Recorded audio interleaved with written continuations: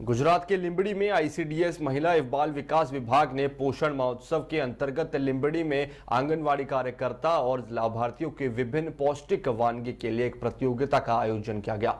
देखिए हमारे संवाददाता दीपक सिंह वघेला की ये न्यूज़। नाम से बेन तमारू?